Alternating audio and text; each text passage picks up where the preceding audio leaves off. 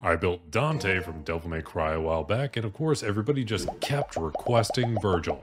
So let's go ahead and build Virgil from Devil May Cry in Dungeons & Dragons. First things first, we gotta pick a race, and you are half demon, so might as well go with a tiefling. And not just any tiefling, we're gonna go with a tiefling variant. The basic tiefling does get some spells to be able to use throughout the build, but I think it'll be a little more helpful to just go ahead and give them wings. So by choosing the variant tiefling, we can choose winged tiefling, and now you have a flying speed. Then when it comes to a background, you have a pretty tragic childhood playing as Virgil, so let's go ahead and choose the haunted one background. This allows us to choose 2 skills from a limited list, so we're going to go ahead and choose Arcana and Religion, because religion's kind of a big thing in the Devil May Cry universe. And before we dive into the class, you should know that anybody that subscribes to my channel happens to just have a better chance of getting more nat 20s in their next D&D session. Just so you know. Then when it comes to a starting class, I was very tempted to try and make the Horizon Walker work from the Ranger subclasses, mostly because Virgil does a lot of teleporting around as part of his combat.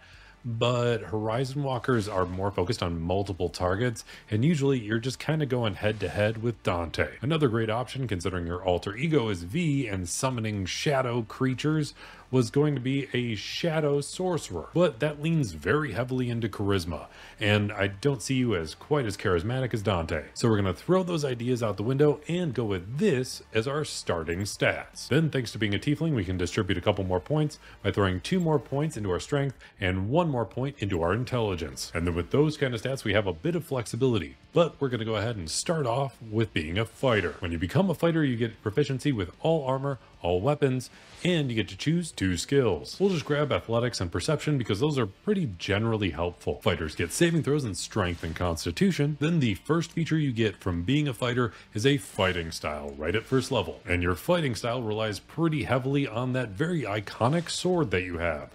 So usually you fight with just one hand on that sword. So keeping that in mind, we're going to take the fighting style, dueling. I'll treat that iconic sword as a long sword, and by using just one hand to fight with it, you're only doing a d8 of damage every time you strike, plus your strength modifier, of course. If you did wield it with 2 hands instead, you would be able to do a d10 of damage in place of the d8, but the extra 2 points on the dice is actually not as valuable as the 2 points flat from the fighting style, because the 2 points on the dice are a chance at 2 more points, but 2 more points from the dueling fighting style is a guaranteed 2 more points of damage. Then another feature you get from your first level in fighter is second wind. So once per short or long rest, you can spend a bonus action to regain some hit points equal to 1d10 plus your fighter level. Then at second level of fighter, you get action surge, meaning you can take an entire extra action once per short or long rest on your turn. Then at third level of fighter, you get to choose a martial archetype, otherwise known as a subclass. And you might automatically assume that I'm going to go with an Eldritch Knight because you have all that intelligence to use, but you'd be wrong, because I want to focus more on the way that you fight with at least this martial archetype. So I'm going to choose Echo Knight. Echo Knight is going to be able to amp up that idea of being able to teleport around as you're fighting, because Echo Knight gives you the feature Manifest Echo. So as a bonus action, you can magically manifest this semi-translucent echo. And this does actually happen, especially in Devil May Cry 5 when you're fighting Dante. Your echo has its own armor class equal to 14 plus your proficiency bonus.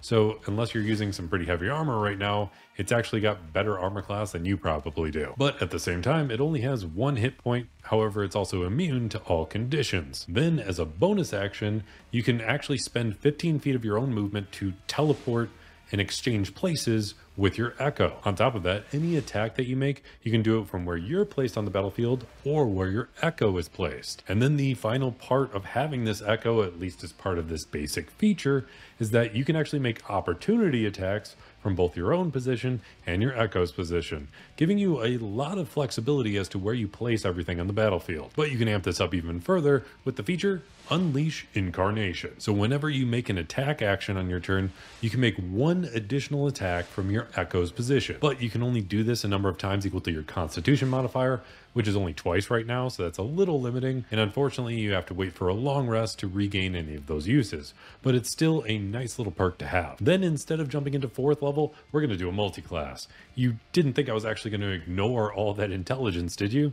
I'm definitely going to be multiclassing into Wizard. By multiclassing into Wizard, we're actually going to be able to utilize the idea of being both Virgil and V from Devil May Cry 5, because V very much summoned familiars to help him out and weird shadow creature things, and we're going to be able to get a lot of that from the Wizard's spell casting. But we don't want to forget about our overall sword fighting ability. So multiclassing into Wizard, we're going to get some spell casting. Obviously, you're a wizard, they cast spells, that's what they do. Then also as part of being a wizard, you get some arcane recovery, so you can actually regain a spell slot equal to half your wizard level rounded up, as long as that spell slot isn't above 6th level. And there is some flexibility here, so if you happen to be a 4th level wizard, that gives you 2 spell slots you can recover, so you can actually recover 2 1st level spell slots or 1 2nd level spell slot. But again, focusing more on that sword fighting ability, at 2nd level of wizard you get an arcane tradition, and we're going to choose blade singing. This gives us some proficiencies with armor and weapons that we already have thanks to our multiclass into fighter, but it also gives us a blade song. So you can activate a blade song an amount of times equal to your proficiency bonus, and it makes you super fast, super good at fighting, and even better at your spell casting. Overall, it just makes you kind of awesome for 1 minute, kind of like turning on your devil trigger, but we'll lean into that a little harder later. Your blade song becomes active for 1 minute. While it's active, your armor class increases by an amount equal to your intelligence modifier. Your walking speed increases by 10 feet, which doesn't quite fit with V and is walking with a cane, but it does work very well for Virgil. You gain advantage on acrobatics checks, and whenever you make a constitution saving throw to maintain your concentration on spells, you get a bonus to that save equal to your intelligence modifier. And that's actually even better since you started off as a fighter, because you have proficiency in constitution saving throws already, meaning that now whenever you're trying to concentrate on a spell, you get to add your proficiency bonus, your constitution modifier, and your intelligence modifier. Overall, you just want to make sure your blade song is active when you're in combat. Then let's go ahead and speedrun this. We're going to take Wizard for the rest of this build, bringing it all the way to Wizard level 17. We're going to do this because 17 levels in Wizard allows us to get 9th level spell slots, and that's the highest level spell you can use in Dungeons and Dragons. This is going to give us a whole lot of spells, which we're going to cover in a second, and we get 4 ability score improvements. So let's go ahead and throw 2 of them into Strength to amp up our overall sword fighting ability, and 2 of them into Intelligence. That way we can max out both of our primary stats. Then focusing specifically on our blade singing subclass, at 6th level we get extra attack, which is actually 1 level later than most martial classes, but it's still very helpful to have, and it's on top of all of our spell casting. And their extra attack is actually a little better than most other extra attacks, because they can actually use a cantrip in place of one of those attacks. And this isn't a once per turn thing, this is once per attack action. So if you use Action Surge and you attack both times with it, meaning that you can attack with your sword 4 times, but you can still amp up 2 out of the 4 attacks with a booming blade. Then at 10th level of your blade singing subclass, you get Song of Defense. So when you take damage, you can actually reduce the amount of damage you take by spending your reaction and using a spell slot.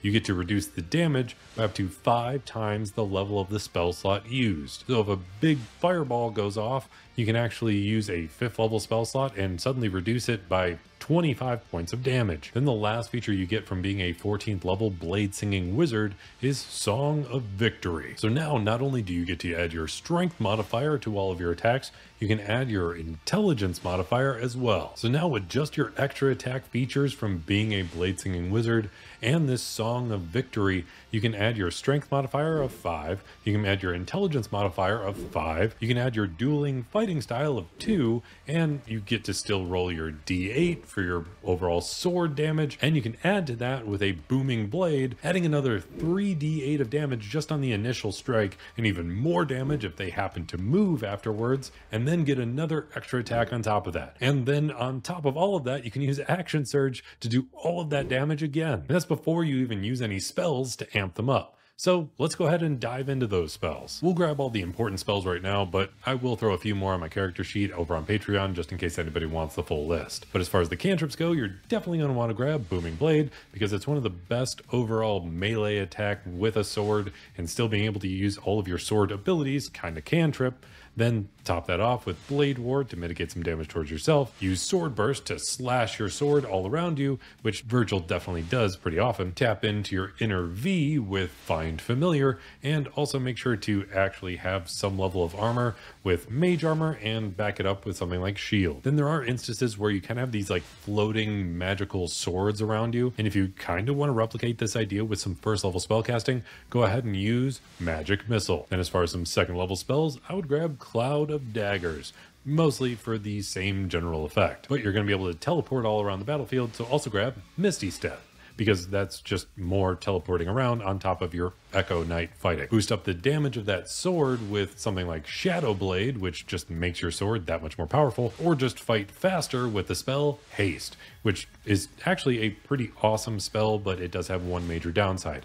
It does give you a +2 to your armor class, you have advantage on dexterity saving throws, and you can take one additional action on your turn, which you can use for one attack, or you can use it for things like dodge or dash or disengage. The only big downside of the spell Haste is that once you stop concentrating on it, you become completely lethargic and you can't do anything for an entire turn. Then third level spells does give you access to something a little more V-like with Summon Shadow Spawn, which is a pretty awesome spell. I generally love this one. It works well as far as upcasting it and just makes a generally stronger shadow creature. And overall, it's just kind of cool and a badass imagery to throw in your head. Then you can do more attacking while teleporting with something like Thunder Step, which allows you to teleport from one place to another while doing a pretty decent amount of damage. And you can mix the idea of V with the idea of Virgil with Spirit Shroud. So now you can deal some sort of shadowy necrotic damage on top of all of your melee damage that you're already doing. Because at its base level, any melee attacks you're going to do are going to deal an extra 1d8 of damage. This damage can be radiant, necrotic, or cold. So you have some flexibility here. I kind of like the idea of grabbing the newer spell, Spirit of Death, allowing you to essentially summon the Grim Reaper, which pops up a lot in Devil May Cry, and it always annoyed me as an enemy, but I figured finally getting it on your side would be kind of nice. You can have some more shadowy stuff with the spell Black Tentacles, and then once you hit 5th level spells, you're going to want to trade out your Misty Step and trade in your Far Step.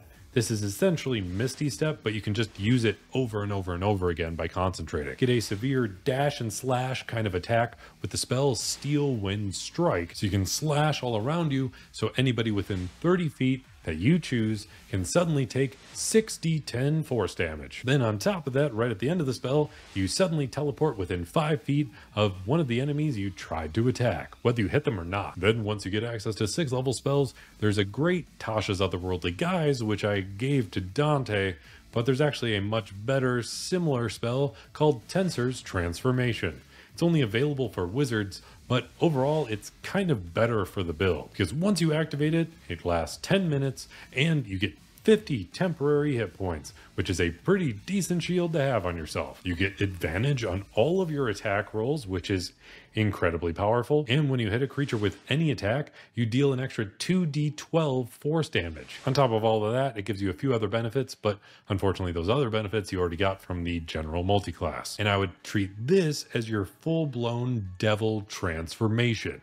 You kind of hinted at it with activating your Blade Song, but this is even better. The only downside of this spell is that once it ends, you have to make a DC 15 Constitution saving throw. And if you fail, you suffer 1 level of exhaustion. Then when it comes to 7th level spells, I would grab Crown of Stars for that same idea of having spectral swords hovering over you that send out towards Dante, because this creates some shining motes of light around you, and this doesn't even require concentration, but still every bonus action you can send out one of those beams of light, and it deals 4d12 radiant damage on a hit. When you get access to 7th level spells, grab something like Simulacrum, because that's kind of what happened when V came into existence. There's also the spell Whirlwind, which you can think of again as whipping that sword all around as if you're slashing all over the place. Then there's a couple 8th level spells I would grab, but I want to skip over those and go straight to the 9th level spell, because your main goal is achieving the power of Sparta. And Sparta had a pretty epic looking sword. So I'm going to grab the spell